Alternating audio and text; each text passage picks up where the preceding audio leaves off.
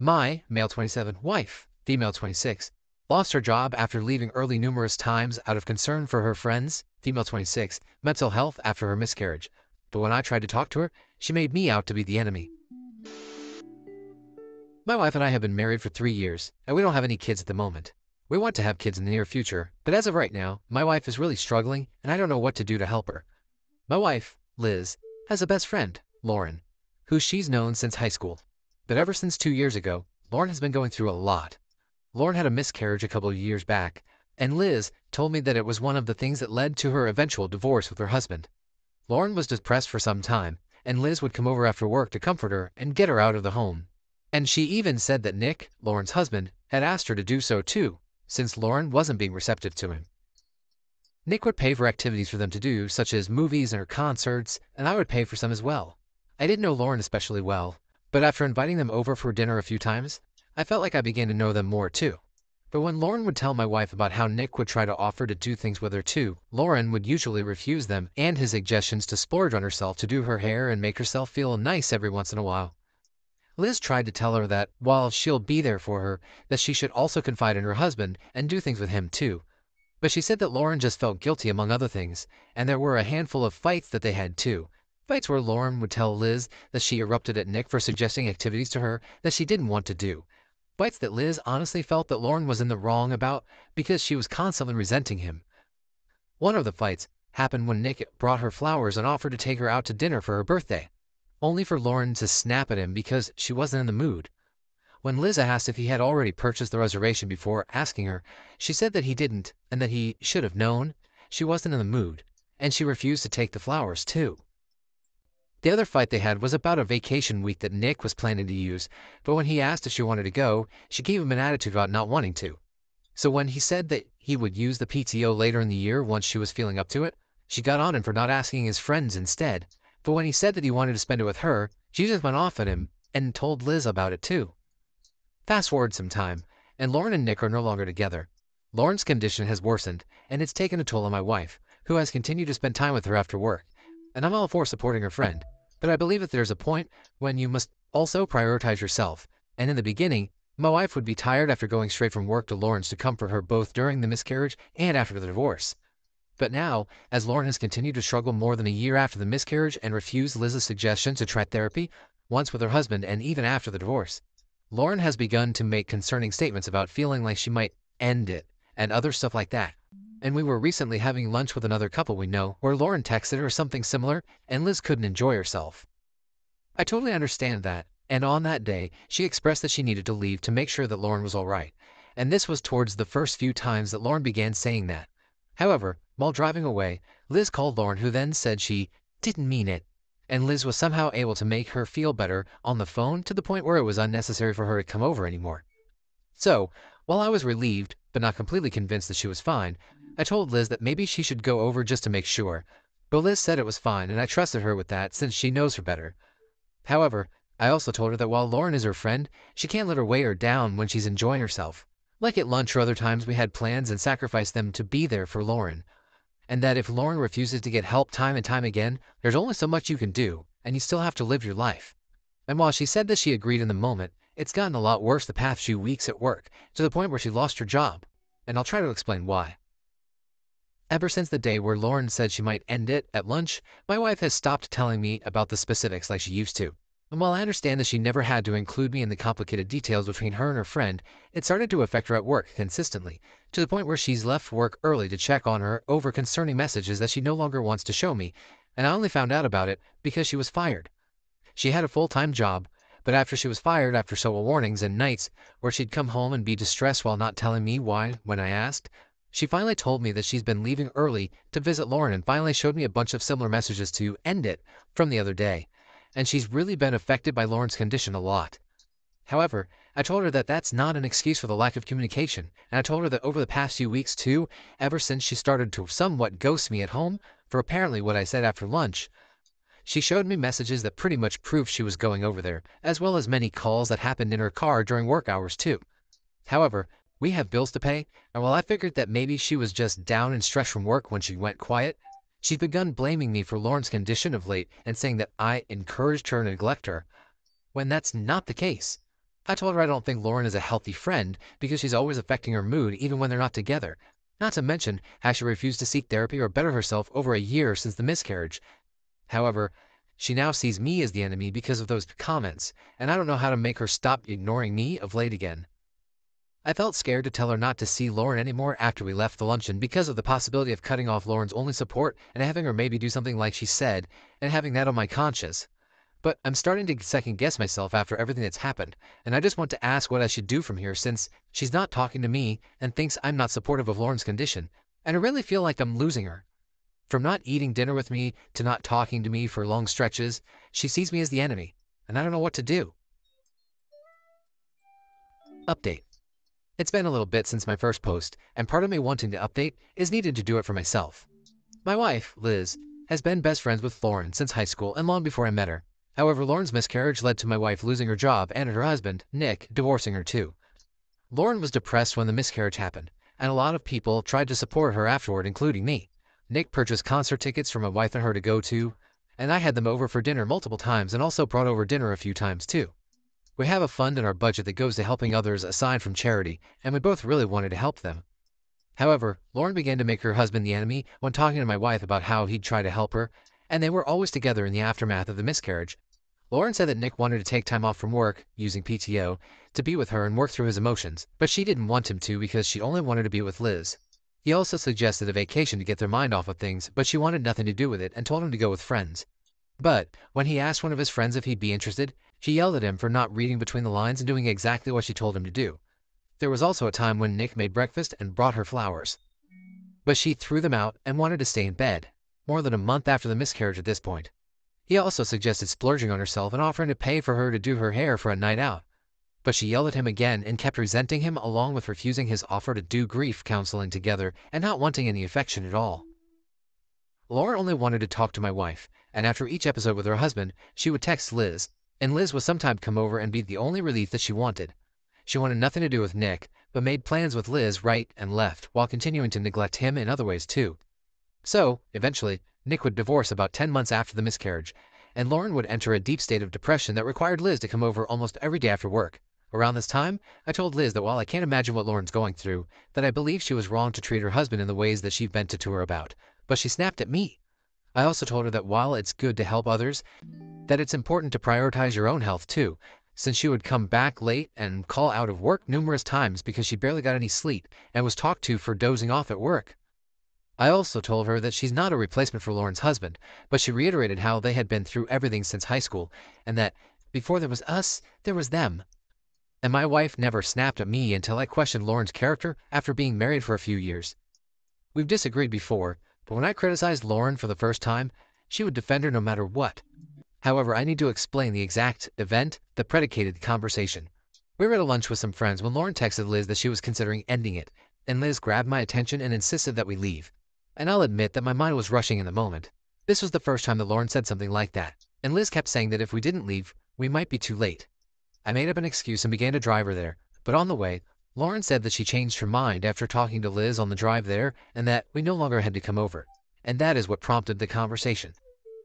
Personally, I was afraid that if I didn't leave and she actually ended it, that the guilt would be with me, although I get that it shouldn't be, and my wife would forever resent me. My mind was also rushing and I couldn't think straight. I should have called the police, and it's my bad for not thinking of that, but I told her at home that we should consider calling them anyway, as she's really feeling that way, but she wasn't having it and shut the conversation down.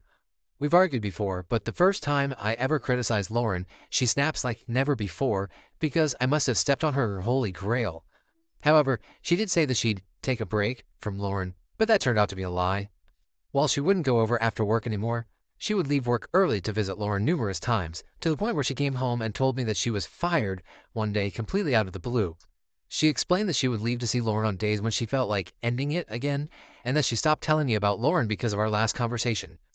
She also said that Lauren's situation was making her distressed at work and needing to leave early, but that she got fired for doing so too many times after warnings. However, when I asked what that meant for our bills, she said that I make enough to cover, because that's partly my fault for telling her to not see Lauren after work.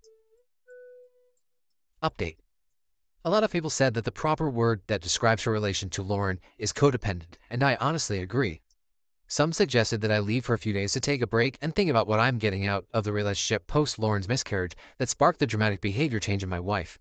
However, the suggestion that I decided to follow was talking to her once more and telling her where I stand and seeing where we both stand on the matter. So, that conversation is why I'm updating. I echoed what someone said about how Liz could be enabling Lauren from wanting to seek therapy when she knows that she can call her at any time, and I also told her that lying by leaving early was wrong too. I also told her that we needed to discuss her next job, but she said that she'll get it when she wants to, because it's my fault that she had to sneak around in the first place, and she also disclosed something new. She said that she is an empath and that she and Lauren are pretty much the same person. So when I criticized Lauren, I was criticizing her. She also said that I am someone who doesn't prioritize mental health, because I criticized Lauren and that if she hadn't lied and sacrificed her job to be with her, Lauren might not be here and it would be my fault.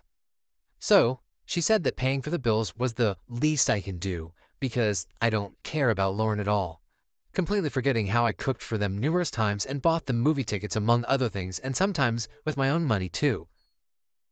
Before I could even say more once she got started, she said that she's been talking about me to Lauren a lot and that I'm no better than her ex-husband and that she wants out and there's no changing her mind. Honestly, when we were going to talk, I wasn't expecting her to lay into me like that. I didn't expect it to be roses, but I really didn't expect her to get at me like that.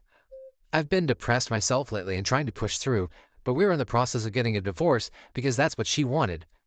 And I've also taken some time off for myself too. I've just started therapy, but the divorce process hurts and still hurts, honestly.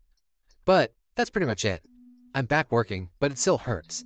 I'm playing a lot more games than I usually do at home, and a few of my friends have been really comforting.